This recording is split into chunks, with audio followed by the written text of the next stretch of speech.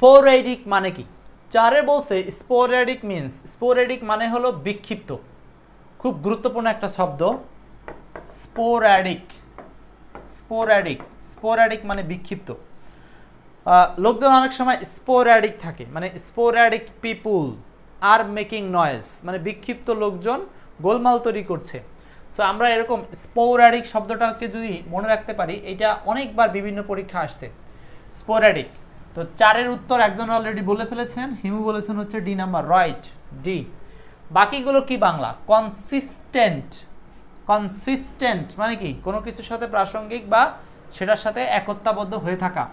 Frequent মানে পুনঃপুন, পুনঃপুন মানে বারবার, যেটাকে আমরা অফেন শব্দটা দ্বারাও বলতে পারি। ইউনিফর্ম মানে কি? ইউনিফর্ম মানে হলো একক, বা যেটাকে কি বলা হয় যে সবার মধ্যেই একতা বা দেখতে একই রকম, বলে না স্কুলে ইউনিফর্ম ড্রেস, মানে কি সবারই একই ধরনের ড্রেস। স্ক্যাটার্ড, এই যে স্ক্যাটার্ড মানে হলো বিক্ষিপ্ত বা হ্যাপহ্যাজার্ড বা এলোমেলো। সো উত্তরটা হচ্ছে ডি নাম্বার।